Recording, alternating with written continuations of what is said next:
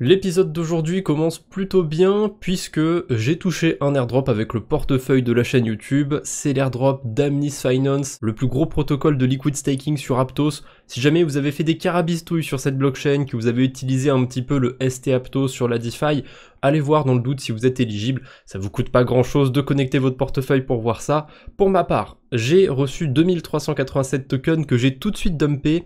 On reviendra sur ça à la fin de la vidéo. Je pense pas que c'était le meilleur move de les dumper tout de suite, mais c'est pas grave. J'ai trouvé un plan pour en récupérer quelques-uns de ces tokens sans les racheter. Vous allez voir, j'ai pensé à tout. En tout cas, mes tokens, je les ai échangés contre 113 USDC. Voilà. Comme quoi des fois il faut pas se précipiter puisque maintenant ils valent 124 USDC. Si j'avais attendu le moment où j'enregistre ma vidéo pour les vendre, j'aurais eu un petit peu plus d'USDC, bon c'est pas grave, c'est la vie. Qu'est-ce que j'en ai fait par la suite? Parce que les stablecoins ils ne sont plus sur mon portefeuille Aptos, pour la simple et bonne raison que je les ai bridgés, je les ai même bridgés 2 fois, parce que je voulais les envoyer sur Berachain, mes USDC, et la route la plus optimale que j'ai trouvée, c'est de d'abord bridger mes USDC sur Base. Alors j'aurais pu choisir une autre blockchain, j'aurais pu choisir Arbitrum par exemple, ou Optimism. En fait j'avais pas la possibilité de passer d'Aptos à Berachain directement, donc j'ai fait un bridge de transition en quelque sorte, je suis passé d'Aptos à Base en utilisant le bridge de Circle. Ça me permet d'avoir aucun frais quasiment sur ma transaction, et en plus quand on passe chez Wormhole pour faire ça, ça prend littéralement 5 secondes, c'est quasi instantané comme bridge, donc pour ceux qui auraient envie d'envoyer des USDC depuis Aptos ou vers Aptos, c'est pas mal du tout Portal Bridge. Vous aurez le lien de tous les protocoles que je passe en revue dans la description, comme d'habitude. Je l'ai pas cité, mais les tokens que j'ai reçus via l'airdrop, les tokens AMI, je les ai vendus sur Panora, l'agrégateur principal d'Aptos. Donc je les ai vendus, je les ai bridgés sur Base, et ensuite je les ai bridgés sur Berachain en utilisant Jumper. Pareil, il y avait une route avec très peu de frais, donc j'en ai profité, j'ai mis 113 USDC ici, et j'ai un plan assez curieux, je pense que personne ne s'attendait à ce que je fasse ça, puisque, si vous me suivez un petit peu, notamment sur ma chaîne secondaire, je dis de temps en temps que le token Bera, je suis pas très bullish dessus. Je pense que l'écosystème Berachain, après les gros déblocages de liquidité qu'il y aura, ça va pas trop être ça. Et quand est-ce qu'ils arrivent, ces gros déblocages de liquidité? À partir du 10 avril. Je sais de quoi je parle, puisque j'ai des fonds déposés sur le vault de Lombard Finance, et à partir du 10 avril, normalement, je pourrais les récupérer, et je pense pas les laisser sur Berachain, et je suis pas le seul dans ce cas-là à avoir des fonds, il y a des récompenses en Bera qui vont être distribuées, donc je me dis, il peut peut-être se passer quelque chose sur le token Bera, c'est peut-être pas une bonne idée de s'exposer à la hausse sur le token Bera, mais je me dis que c'est pas forcément le cas pour l'écosystème de Berachain. Le token Bera est assez capitalisé, c'est assez gros, les tokens de l'écosystème Berachain sont relativement petits, il y en a pas beaucoup qui aient une capitalisation impressionnante. Je crois que le plus gros meme coin Enlo sur Berachain, il vaut peut-être 30 millions de market cap, je vais quand même vérifier vite fait ça. Même pas, je me suis trompé, il vaut 15 millions de dollars de market cap, et il a une FDV de 43 millions de dollars, parce qu'il n'y a pas tous les tokens en circulation. Et il y a un truc en particulier qui m'a poussé à m'exposer à ces tokens de Berachain, c'est évidemment le Proof of Liquidity qui est live. Donc si vous n'avez pas suivi l'actualité sur Berachain, le fameux Proof of Liquidity, le concept qu'ils voulaient amener avec leur blockchain est lancé, et j'ai remarqué qu'il y avait sur la plupart des DEX pas mal de pools de liquidité avec des meme coins qui recevaient des incentives. Donc si je vais sur Infrared, typiquement, si je regarde les pools avec des belles incentives, on a une pool avec un meme coin ici, juste au-dessus on a une pool Nav Bera, je crois pas que ce soit un meme coin, il me semble que c'est plus un protocole de DeFi. On a aussi des pools avec le meme coin YIT, avec le token Ramen, je crois que c'est un meme coin mais je suis pas sûr à 100%. Donc j'ai choisi 4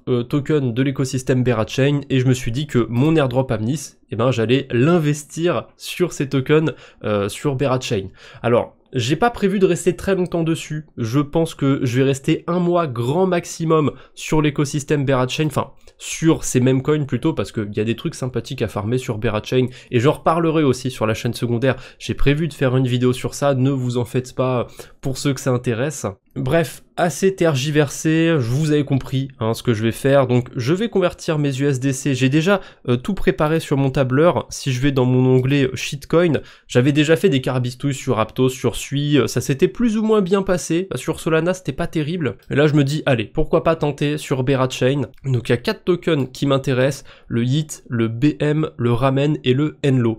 J'ai pas fait très original, j'ai choisi 4 des plus gros memecoin tokens de l'écosystème Berachain. Et je le précise une dernière fois, mais c'est de l'argent que j'ai touché sur un airdrop. Donc si ça va à zéro, c'est pas non plus comme si c'était de l'argent que j'avais sorti de ma poche. Et Amnis, c'est pas un protocole que j'ai farmé intentionnellement. Je n'ai pas peur si je perds mes 113 $ sur ces mêmes coins sur Berachain. Donc je vais faire d'abord un premier swap sur Bebop, parce que j'aime beaucoup Bebop, et je le montre quasiment jamais en vidéo, je l'utilise pas assez souvent. Le prix a pas l'air terrible sur Enlo, c'est le seul même coin que je peux choper ici.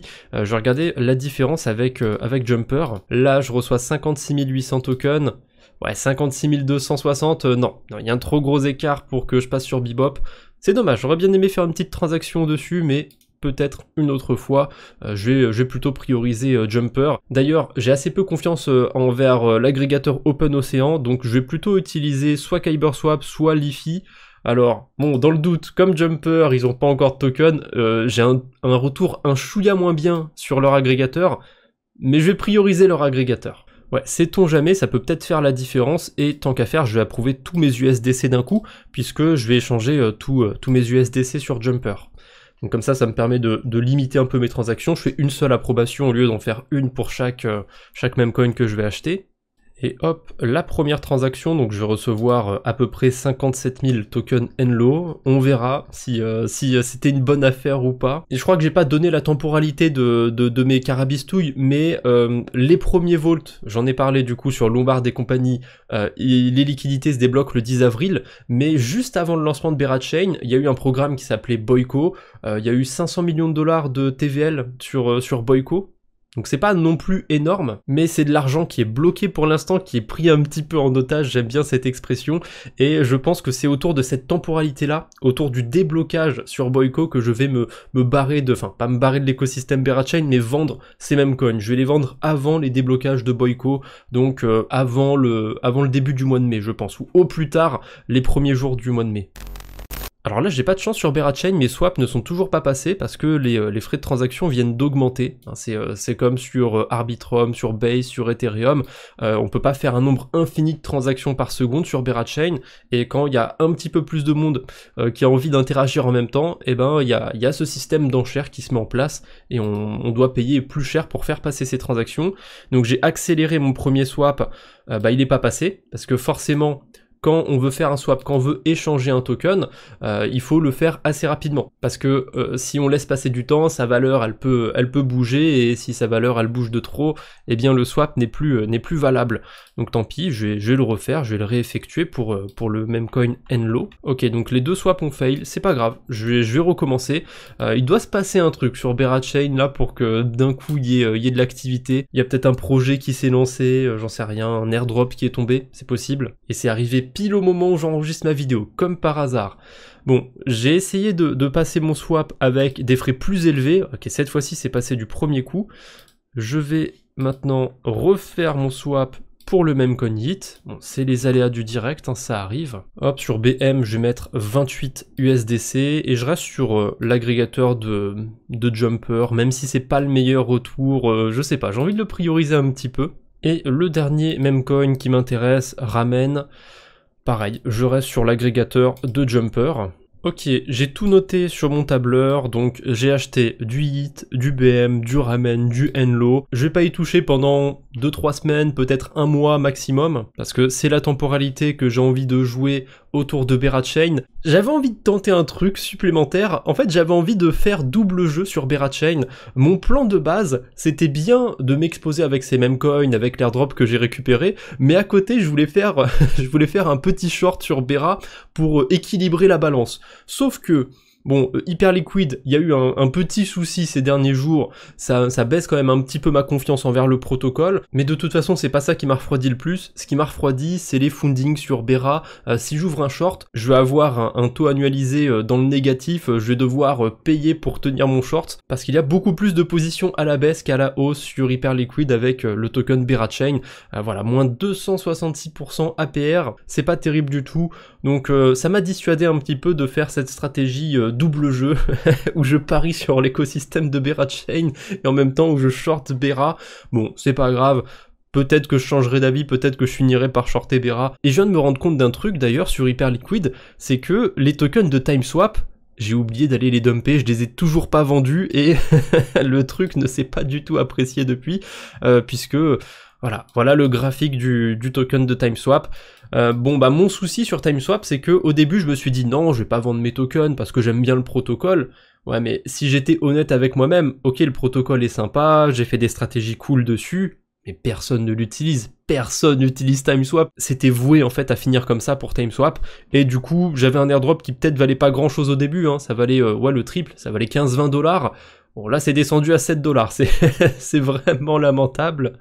Mais du coup, je vais connecter mon portefeuille et je vais vendre ça. Je vais récupérer les miettes quand même que je peux récupérer sur TimeSwap. Mais si jamais il y en a qui ont oublié cet airdrop, bon, vous en faites ce que vous voulez, mais ouais, au début, je me suis dit, je vais peut-être le garder un petit peu, et quand je vois ce qui est devenu TimeSwap depuis son airdrop, bah, y a pas de suspense, hein, j'en ai pas reparlé depuis dans un quadbo sur la DeFi, j'en ai pas reparlé du tout de ce protocole. C'est dommage parce que sur le papier, j'aime beaucoup le principe de fonctionnement de TimeSwap, il y a ça nulle part, mais c'est comme ça, c'est le biais du geek sur la DeFi. On a beau voir des qualités quelque part sur un produit, si on est les seuls à voir ces qualités-là, ça ne sert à rien. Et il y a pas mal de gens qui ont tendance à tomber dans ce biais. S'ils trouvent un projet intéressant, ils vont être aveuglés, ils vont avoir tendance à mettre en avant ce projet, mais c'est assez commun de tomber dans ce biais. Ça m'était arrivé en 2021, heureusement c'est le cycle de la maturité 2025. Avec les années, je trouve que j'arrive à prendre un peu plus de recul, même si c'est pas toujours ça. Et je peux même pas vendre mes tokens TimeSwap. Alors là, vous voyez pas l'erreur parce qu'elle est sous ma webcam, mais il faut au moins 10$ pour pouvoir passer un ordre. Comme mes tokens time valent 7$, je peux pas les vendre. Bon bah c'est encore pire que ce que je pensais, je me retrouve avec un airdrop que je ne peux pas vendre. C'est con, le prix avait rebondi en février, j'aurais pu le vendre à ce moment-là. Bon bah pour l'instant c'est condamné de rester dans mon portefeuille, en espérant qu'il y ait des baleines qui passent par là et qui essayent de faire du pump and dump sur TimeSwap. J'en profiterai dans ce cas-là, mais peut-être que ce jour n'arrivera jamais, malheureusement. Bref, TimeSwap, c'était même pas prévu que je l'aborde dans cette vidéo, mais comme j'ai vu la ligne sur Hyperliquid, je pouvais pas m'en empêcher. On enchaîne avec l'écosystème Bera Chain, plutôt on revient sur l'écosystème Bera Chain, parce que les mêmes coins, le token Bera, c'est le côté spéculation, je sais que je vais pas rester longtemps dessus. Par contre, mon côté farmer, mon côté mercenaire me dit que Bera Chain pour l'instant c'est intéressant, il faut pas lâcher, ça c'est sûr, et il y a des chances que même après le mois de mai ça reste encore intéressant pendant un certain temps, sauf que il s'est passé une petite mésaventure de mon côté, je me suis pas fait liquider sur Dolomite, mais mon health factor il est descendu quand même assez bas, j'étais autour de 1,3, donc j'étais relativement proche de me faire liquider, hein. Il fallait concrètement que le token Bera fasse plus 30% par rapport à Ethereum pour que je me fasse liquider, ce qui est pas énorme 30%, donc j'ai voulu sécuriser un petit peu ma position, et ce que j'ai fait c'est que les Bera que j'emprunte, je les dépose dans une pool de liquidité avec de l'Ether pour farmer un rendement qui est ma foi croustillant, hein, 120% APR c'est pas mal du tout, et en fait j'ai retiré une partie de ce que j'avais dans cette pool de liquidité pour convertir tout ça en Bera et pour rembourser un peu mon emprunt. Donc c'est pour ça que maintenant mon Health Factor il est autour de 1,70.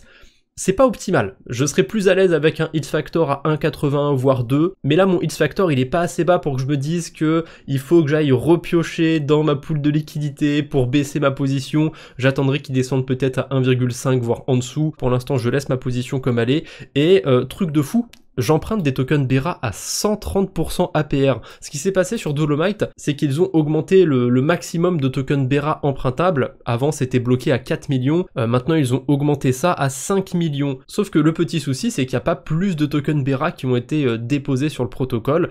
Donc, on se retrouve avec un taux d'emprunt qui a explosé parce qu'il y a plus d'emprunteurs qu'avant, mais il y a moins d'apporteurs de liquidités. Alors, c'est pas grave, ma stratégie est toujours rentable, le rendement est peut-être pas aussi fou qu'avant quand j'empruntais du Bera à, je sais pas, il devait être à 50% annualisé. Là, ça pique un peu, et d'ailleurs, sur le papier, il y en a même qui vont se dire « Mais ta stratégie, elle est pas intéressante, elle est pas rentable. J'emprunte du Bera à 130%, et je dépose ça dans une pool de liquidité à 120%, dans quel monde c'est intéressant ?» Eh ben, vous oubliez un détail, j'ai 3/4 de mes Ethereum sur Dolomite qui me permettent d'emprunter des tokens Bera, et 1/4 restant de mes Ethers sont sur la pool Ether Bera. En faisant cette stratégie précise, ça me permet de limiter la volatilité du token Bera, parce que si j'avais juste déposé des tokens Bera dans la pool de liquidité, eh ben là ce serait pas très cool pour moi, parce que comme son prix s'est apprécié à cause des impermanent loss, j'aurais eu des pertes sur cette pool de liquidité, et le fait d'apporter aussi de l'Ether, ça limite un petit peu cet effet d'impermanent loss. Et du coup, comme ces Ethers, je ne les emprunte pas à 130% annualisés, c'est pour ça que ma stratégie est quand même rentable. Je peux emprunter du Bera même à 150%, alors à partir d'un certain taux, ce sera plus du tout intéressant évidemment, mais même à 150%, ce sera toujours rentable. Et je dis pas ce chiffre-là au pif, puisqu'il me semble que 150%, c'est le taux maximum qu'il peut y avoir sur Dolomite, sur l'empreinte Bera. D'ailleurs, sur mon tableur avec lequel je fais mon suivi de crypto, j'ai un petit module qui me permet de simuler le rendement sur ce type de stratégie où je dépose, j'emprunte et je redépose dans une pool de liquidité. Les rendements sont plus trop à jour, je vais remettre tout ça à jour. Donc sur la pool de liquidité, on est plus à 120% APR, sur mon emprunt, on est plus à 130% APR, mais ça me donne toujours un rendement de 25% annualisé sur de l'Ether, parce que tout ce que j'apporte dans cette stratégie, c'est de l'Ether.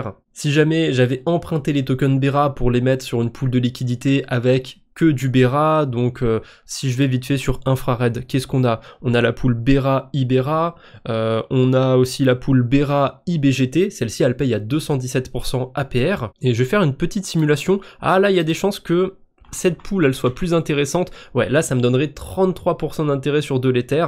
Hier, c'était moins intéressant d'emprunter les Bera pour aller les déposer sur cette pool de liquidité qui est exposée uniquement au token Bera en quelque sorte. Comme quoi les rendements sur la DeFi bougent tout le temps, c'est pas quelque chose de fixe. Hier, la stratégie sur Ethereum, sur la pool Bera ETH était plus intéressante. Aujourd'hui, ça s'est inversé. Bon, demain, ça peut s'inverser à nouveau, hein, vous comprenez un petit peu le principe. Mais si la stratégie que j'ai mis en place, elle devient de moins en moins intéressante, et qu'à côté, je vois une stratégie qui devient de plus en plus intéressante, je pense que je vais changer. Je vais faire autre chose. Je vais aller déposer mes Bera sur cette pool de liquidité, par exemple, Bera IBGT, parce que elle est corrélée. Il n'y a pas d'impermanent loss, il y a un rendement plus élevé. Après, je préfère pas me précipiter. Je préfère attendre 2-3 jours, voir si ça continue sur cette tendance-là. C'est pour ça que pour l'instant, je vais pas bouger mes liquidités. Même si les frais sont pas chers sur Berachain, je vais pas tout de suite changer de pool de liquidité. Bref, je m'attarde un petit peu sur des détails. Tant que je suis sur Infrared, je vais en profiter. Je vais récupérer les intérêts que j'ai générés. Donc là, j'ai quasiment 10 $ à récupérer. Je vais convertir ça en token Bera. Je vais passer d'ailleurs par KyberSwap pour échanger mes tokens IBGT en token Bera. Tac, je retourne sur Dolomite. Et il faut d'abord, et c'est un peu chiant sur Dolomite, c'est pas comme sur AAV, il faut d'abord que je dépose les tokens Bera que j'ai reçus. Et maintenant que les tokens sont déposés sur mon compte Dolomite, je peux rembourser une partie de mon emprunt. C'est un petit peu plus complexe que AAV, typiquement Dolomite, et j'en avais parlé dans le dernier épisode du journal DeFi, mais je pense que c'est une anomalie qui est autant de liquidité sur Dolomite, et je sais que je rabâche un petit peu la même chose à chaque fois, mais pour l'instant c'est cool de faire de la DeFi sur Berachain, il y a des opportunités sympathiques. Mais honnêtement, de ce que j'ai connu sur la DeFi, je pense que ce qu'il y a sur Berachain, ça va tenir 2-3 mois, grand max. Et encore, en 2-3 mois, il y a déjà des chances que ça se détériore, que les rendements soient moins intéressants. Parce qu'il y a juste trop d'incentives, il y a des stratégies qui payent trop par rapport à ce qu'on peut aller chercher sur d'autres écosystèmes. Sur Sui, ça a duré un bon moment. Sui, ils ont distribué des 20-30% de rendement sur des stablecoins pendant littéralement des mois. Maintenant, vous allez sur la blockchain Sui, il y a quasiment plus rien d'intéressant. Parce que ça peut pas tenir des intérêts aussi élevés aussi longtemps. Il y a un moment, ça finit par s'essouffler. Alors c'est pas comme l'UST en 2021-2022 où c'est imprimé de nulle part. Enfin si, c'est un petit peu imprimé de nulle part, c'est des tokens qui sont généralement inflationnistes. Là sur Berachain, on va être payé en token de gouvernance, donc un token, hop, qui est imprimé comme par magie. J'avais parlé de la blockchain Sui, c'est pareil. ils ont alloué une partie des tokens SUI à distribuer sur leur écosystème, et c'est pas les seuls à faire ça. Optimism l'ont fait, Arbitrum l'ont fait, Aptos l'ont fait, il y a plein d'autres écosystèmes qui continueront de le faire. Parce que c'est comme ça que ça fonctionne sur la DeFi. On essaye de faire venir les utilisateurs en leur donnant quelque chose. Et moi je suis juste là pour venir chercher ce qu'on est prêt à me donner. Voilà, si sur Berachain on est prêt à me donner des trucs sympathiques, eh bien je viens sur Berachain. Mais j'ai pas envie de trop me surexposer à un écosystème, donc c'est pour ça que pour l'instant, mes stablecoins, j'ai une bonne partie de mes stablecoins sur la blockchain Aptos, et je vais encore les laisser sur Echelon. Je les ai convertis en SUSDE, le stablecoin d'Ethena. Pour l'instant, ça tourne à 15% APR, c'est pas un mauvais rendement. On peut trouver mieux sur Berachain en ce moment, on peut facilement trouver du 20% sans se fatiguer. Et encore une fois, j'en reparlerai sur la chaîne secondaire, je vous ferai une vidéo où je vous montre ce qu'il y a de sympathique à faire sur Berachain, et je privilégie ce contenu pour la chaîne secondaire parce que c'est un contenu qui vieillit mal dans le temps. Enfin bref, pour revenir à la blockchain Aptos, voilà, j'ai toujours mes stablecoins qui ne bougent pas, qui sont sur Echelon. Les USDE, ils génèrent un rendement natif, j'ai gagné à peu près 10 $ depuis que j'ai déposé mes stablecoins, et 30 $ supplémentaires de récompense en token Aptos. Parce que ouais, les 15% d'intérêt, c'est pas généré uniquement grâce au stablecoin, il y a une grosse partie de ce rendement qui est incentivé, qui est payé en token Aptos. Parce que je l'ai cité pour SUI, je l'ai cité pour Berachain, c'est pareil sur Aptos. Ils ont alloué une partie de leur token à distribuer sur des protocoles de leur écosystème, et moi je viens en profiter. S'ils veulent me payer 15% pour déposer des stablecoins sur une plateforme de prêt d'emprunt, et ben avec plaisir, ça me fait vraiment plaisir de venir chercher ça. Et on termine cette vidéo, on va boucler la boucle, parce que j'ai commencé avec Amnis Finance, et je veux terminer avec Amnis Finance. Je pense que j'ai vendu mon airdrop peut-être un peu trop tôt. Il y a encore des projets qui ont leur airdrop à distribuer sur la blockchain Aptos. Je pense que c'est pas impossible qu'on ait une Aptos season cette année, qu'il y ait un petit peu les feux des projecteurs qui se tournent sur Aptos. Je vais pas non plus parier un maximum dessus, hein. Moi ça m'arrange de farmer des tokens Aptos. Je vais les garder pour l'instant dans mon portefeuille. Si ça s'apprécie, tant mieux. Si ça s'apprécie pas, tant pis. Mais voilà, mon plan sur Aptos, ça va pas être d'acheter des tokens Aptos, d'acheter des tokens de l'écosystème, ça va être de farmer ce que je peux. Et Amnis, eh ben, je pensais que le token avait une plus grosse market cap, une plus grosse FDV, et en fait, il est tout petit, il a 3 millions de $ de market cap. Donc je me dis que sur un malentendu, c'est un des plus gros protocoles de l'écosystème, c'est du liquid staking. Certes, le token de gouvernance, il sert peut-être à rien, mais s'il y a un regain d'intérêt sur l'écosystème Aptos, peut-être que le token va s'apprécier. Et j'ai pas envie d'en acheter, donc comment je pourrais aller en récupérer? Pour l'instant, il distribue pas des tokens quand on va farmer sur la blockchain Aptos, mais j'ai trouvé un moyen d'en récupérer un tout petit peu. Il y a un an, je crois, quelque chose comme ça, j'avais reçu l'airdrop du DEX Selana. Le souci, c'est que c'est pas un airdrop de tokens que je peux vendre, ou en tout cas pas pour le moment, c'est un airdrop de tokens qui sont bloqués, mais en attendant, le temps qu'ils sont bloqués, je peux voter sur le protocole, et en votant, je peux récupérer des incentives. Il y a évidemment pas mal d'incentives en token Aptos. Faites pas attention au rendement. Le système de vote, il dure une semaine. Là, le vote de cette semaine vient à peine de commencer, donc quasiment personne n'a voté pour le moment. Au fil de la semaine, les gens vont voter, donc les rendements vont se tasser. Les rendements sont pas si fous que ça, mais il y a la pool Ami Aptos. Et si jamais je vote pour la pool Ami Aptos, eh bien vous pouvez voir qu'il y a des intérêts bonus qui ont été distribués sur cette pool de liquidité. Donc ceux qui votent, ils vont recevoir des tokens Aptos et des tokens Ami. Alors je vais pas en recevoir énormément, je pense pas récupérer la quantité de tokens que j'ai eu sur l'airdrop. J'ai eu 2387 tokens. Clairement, je pense pas récupérer tout ça. Mais je pense que je vais pouvoir récupérer peut-être une petite dizaine de dollars de tokens Ami, peut-être un peu plus. C'est pas énorme, 10 $, mais si je joue la Aptos Season, si je joue un token qui s'apprécie, eh bien si le token fait 1 x 2, ça fera 10 $ x 2. Si le token fait un divisé par 2, en plus depuis que j'en parle, là littéralement son prix est en train de baisser, il était à 5 centimes au début de la vidéo. Il a pris quasiment moins 10% déjà, ça va dans les deux sens. Si son prix baisse, les 10 $ que j'aurais farmé vaudront plus que 5 $, 3 $, 1 $, qui sait, hein, peut-être que le truc va aller à 0. Mais voilà, j'en profite, j'ai des tokens bloqués sur Selana, il y en a peut-être parmi vous qui ont farmé Aptos au tout début. peut-être que vous avez aussi des tokens bloqués sur Solana, et ben profitez-en, votez toutes les semaines. Certes, vous n'allez pas récupérer des fortunes, mais on dit pas non d'ajouter quelques dollars par semaine dans sa besace. Bref, vu qu'ici je suis payé à voter, et ben je vais pas me gêner, je vais voter, pas comme pour les européennes typiquement. Bref, j'ai fait le tour de ce que je voulais vous montrer aujourd'hui sur le portefeuille de la chaîne YouTube. On se retrouve bientôt j'espère, d'ici là portez-vous bien, salut tout le monde.